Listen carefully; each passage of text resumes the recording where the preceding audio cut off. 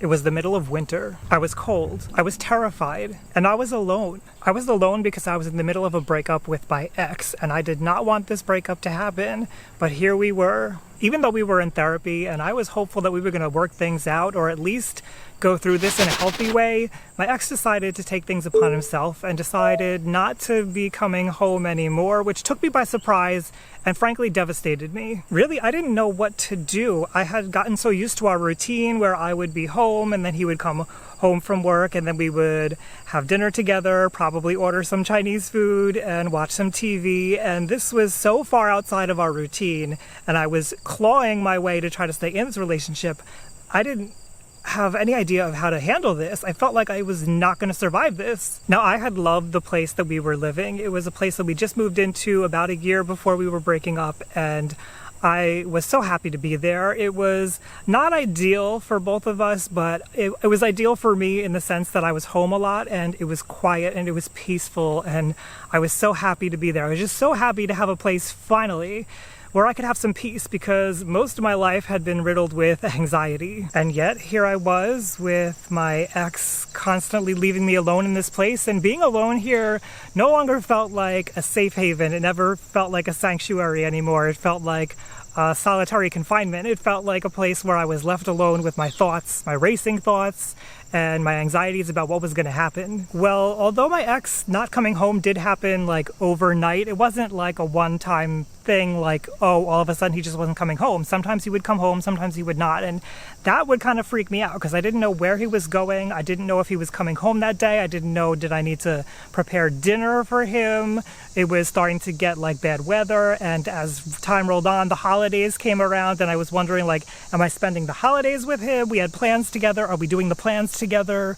And then it would snow and I was like, do I need to clear his space? Of course I did, but it was just like, what world am I living in? It was like everything froze in time and I had to try to figure out like, what is this now? Of course I had this fear that he was going to go off and start dating and find somebody else, and of course I knew better for him what was good for him because I had been with him for 6 years and in my mind I knew him intimately and I knew what he needed. Now of course that's probably not the right way to think about things, but I felt like I understood what he was doing and why he was doing it, and I felt like it was probably for the wrong reasons. So every time that my ex didn't come home, I was wondering like, who is he with, and is that person safe? Is he taking care of himself? I didn't trust him to take care of himself.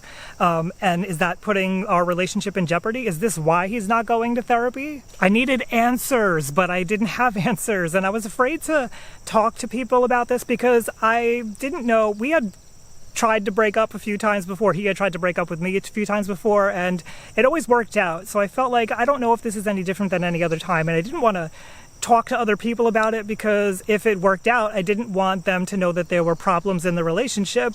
To me, I always felt like you had to protect a relationship, and even though people have problems, it's not everybody else's business. And I guess I really felt like to open it up to other people is to allow other people to criticize what's going on and to make judgments, and I never wanted that for our relationship. So I wanted answers, but I was also really afraid to reach out to people. So here's the thing. We also had a lot of mutual friends at the time, and I didn't know if he was talking to those friends and if I should be worried about what he's saying or how I should try to play things, because like it or not, our image does play a part in all of this, and I was afraid that maybe he had already convinced a lot of people that I was a terrible person and I had done all these things to him and that they weren't going to listen to anything that I had to say. And to be honest, part of that was my own fault because during the relationship, whenever we had problems, I kept my mouth quiet. Whenever the silent treatment was being given to me, I just went along with it when we went back out with friends and pretended like everything was okay. So I never gave any indication that he was doing anything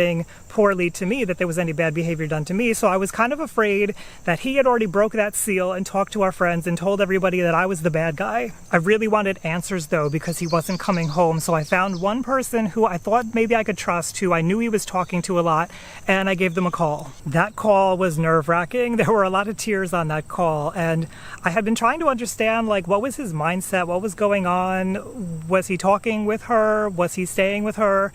And I kept kind of getting these like roundabout answers, and I was I tried to kind of drop the hint that maybe he had done some things in this relationship that she wasn't aware of, because we only met her this year and I felt like maybe she didn't get the full picture of what was going on like most people. So I tried to kind of like leave a little hint in there, he cheated on me. I didn't say that directly, but I wanted to make it clear that it wasn't like I was the bad guy here.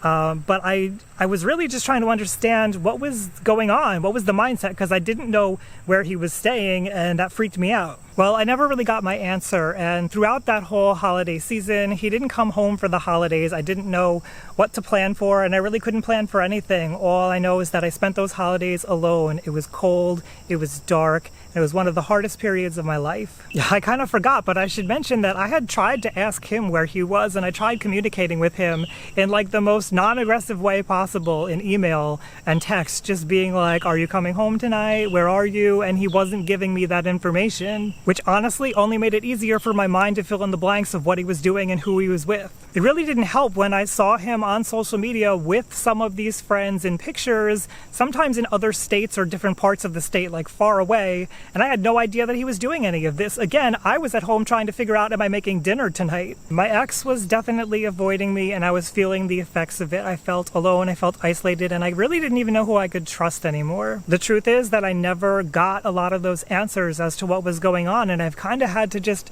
fill it in for myself and assume what was going on. Even years later now, I still don't know. What I do know is that there was one thing that got me through, and that was reaching out to a couple of friends who I knew that I could trust and keeping in touch with that therapist who was helping to walk me through everything. These other people in my life were sort of like a replacement for the comfort and the safety that he used to bring to me, because he was no longer a source of safety now. He was the source of my anxiety. So having these other people in my life is what helped me to get through. They were carrying some of that emotional burden, and they were helping me to figure it all out, because our brains can't comprehend when somebody leaves us that quickly. Human beings, our bodies are wired to be connected to other human beings, so we're not good with loss, and I needed other people to help me through. It was really tempting to just isolate myself and withdraw from people, and believe me, I did a lot of that.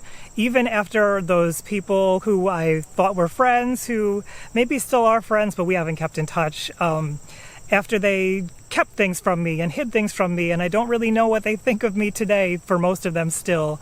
I still needed somebody to reach out to, and I still needed to trust somebody, so I'm glad for myself that I didn't withdraw, that I didn't isolate, because going through that alone in that cold, dark winter was way too hard. What are some questions that you have about what your ex has been doing and why they're doing it? Let me know down below in the comments.